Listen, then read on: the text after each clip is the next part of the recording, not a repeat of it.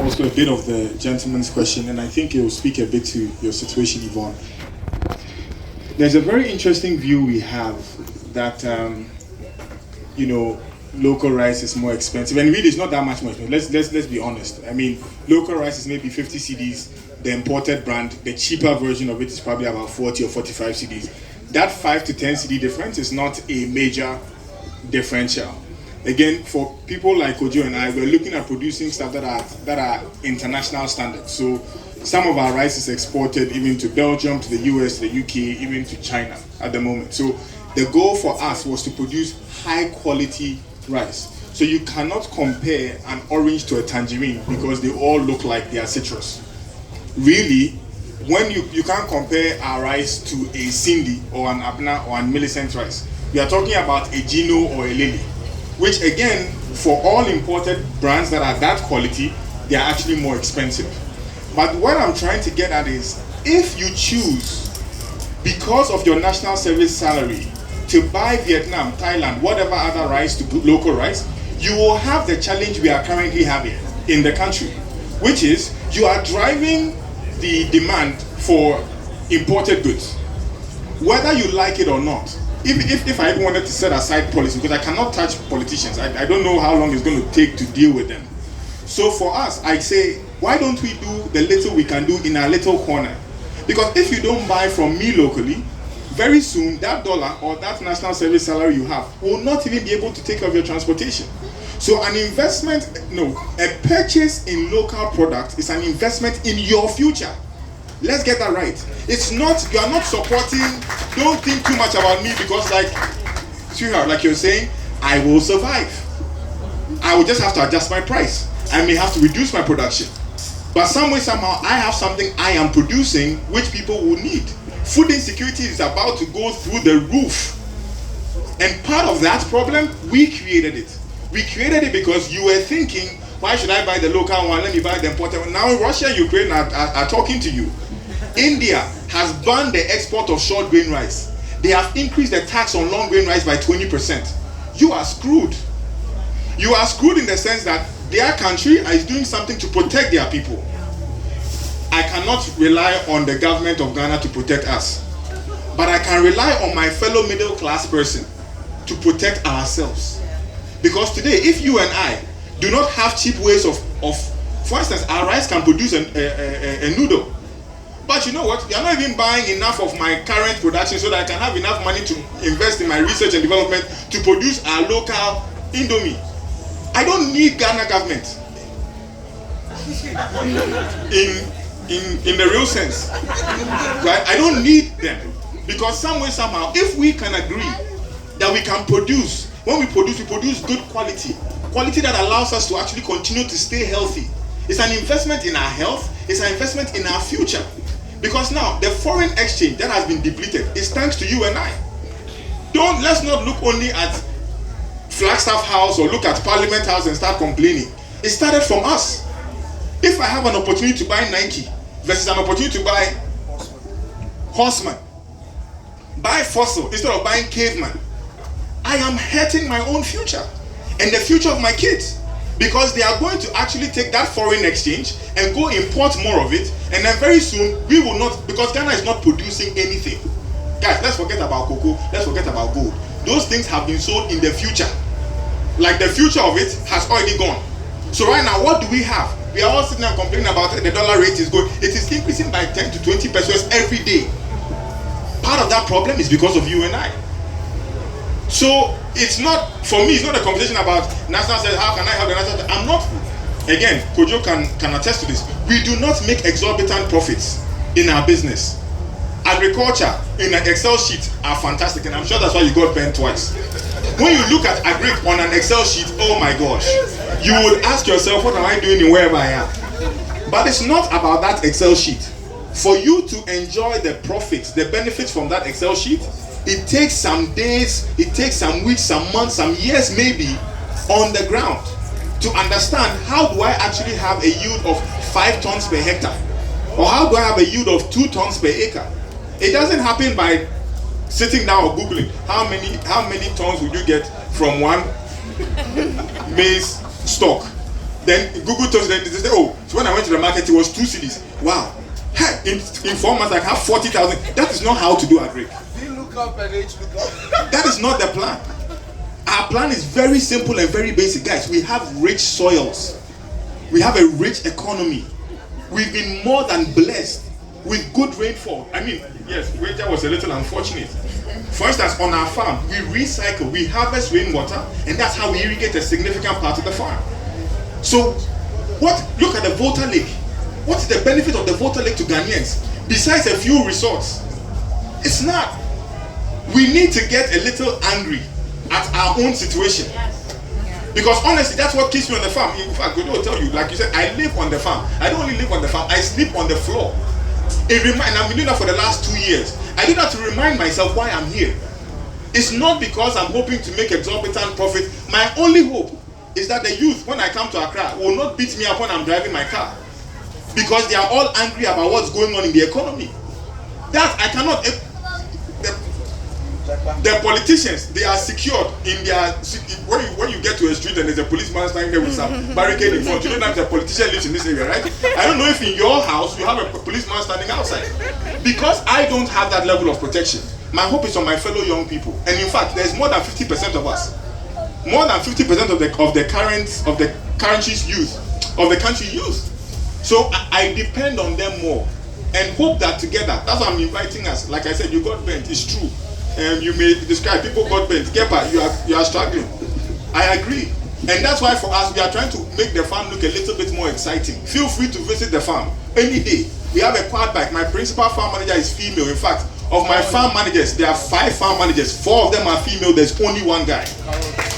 There's carrot, there's pineapple, there's berry, there's ginger, and the only guy is called okro. Now you are wondering, I'm talking about human beings. These are some of the things we do on our farm to allow us to continue to live on the farm. There are things we do. We use electric motorbikes on the farm. We use electric bicycles on the farm. There's the little things that we do to keep ourselves happy. My entire company, over 46, when it comes to administrative, over 95% of them are under 35. Apart from the drivers, everybody's under 35. So it's not like the youth cannot do this. We can, but we need to do it together.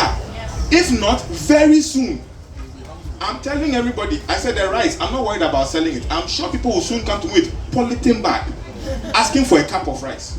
It is not, I'm not a prophet of doom. In fact, I'm a prophet of great glory. It's the reality on the ground. Countries are banning the export of their products. God bless Ghana. Amen. About 4,500. Because we're buying fertilizer at 100 cedis a bag. Last year we were buying it for double the price. And we don't have the money to buy more input to support them, so we had to reduce our production.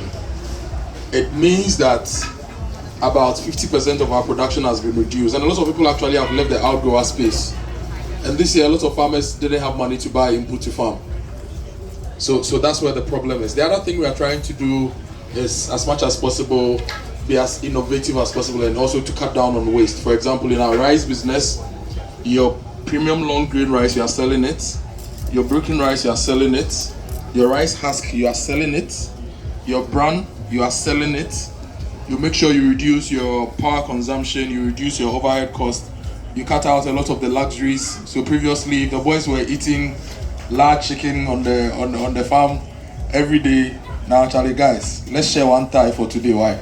And you are tightening our belts. That's how we are surviving, and that's how a lot of businesses are surviving. We are not seeing top. That's the truth. We are not seeing top.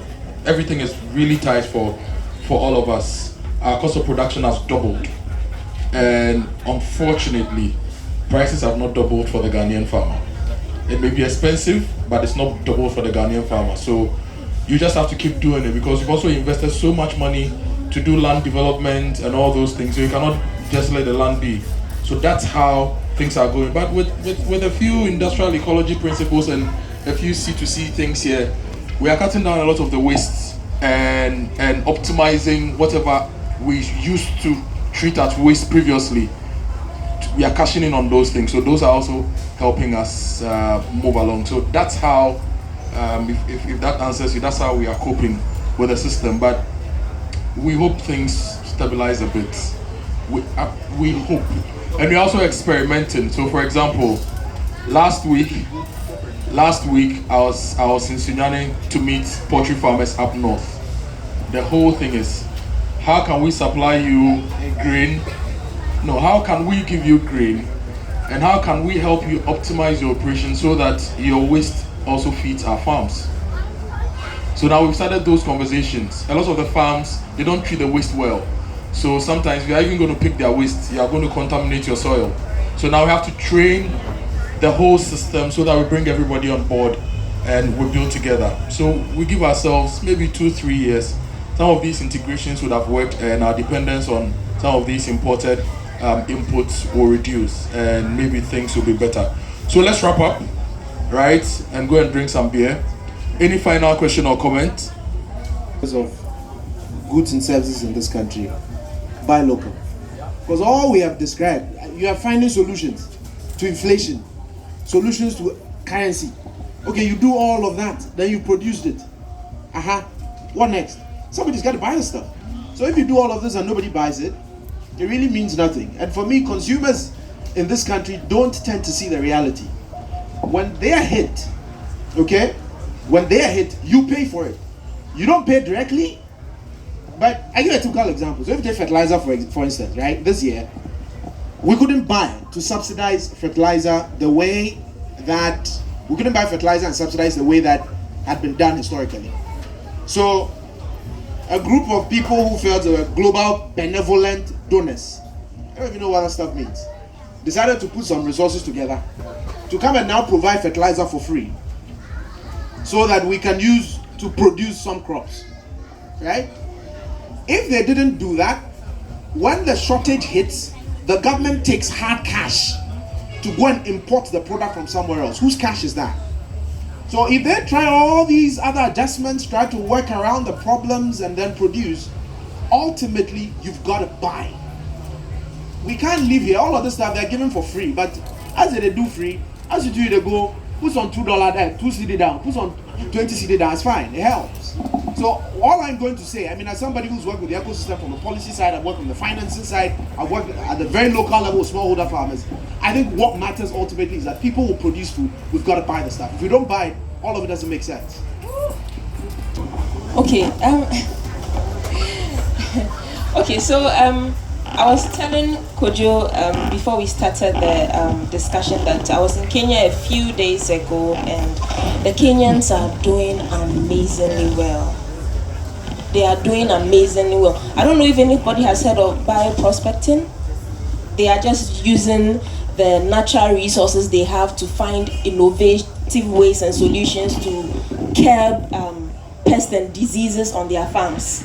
And they are liaising with local businesses so that they can do commercial production of these innovations they are coming out with. We are talking about fertilizer. The university is doing a lot of the research. We are doing a lot of research in the university, but that link between research and industry is lacking. Under normal circumstances, the output of the research should be linked to a business that can commercialize it. So if you want organic fertilizer, you should get it easily. But that link is missing. So I think we, the government, or even the private sector, should be more proactive about it. This may not really be a government thing, but rather the private sector. So in as much as we are talking about eat local, grow local, let's look at that innovation aspect too. They have an entire sector that is targeting innovation of agriculture. So they are encouraging the young people to come up with innovation that can solve the problems we are talking about now. I don't know how you do it on your farm. How do you address the issues of pests and diseases? I'm sure you use pesticides. Are they imported? Yes. Oh, contributing to greenhouse gas emissions. So this is an entire cycle we really have to look at. We can't just take one point and say, oh, let's eat local. Yes, let's eat local, but are you looking at the environment aspect? Are you looking at encouraging the young people to come up with innovations that can solve that problem. So that's what I have to say. Thank you very much.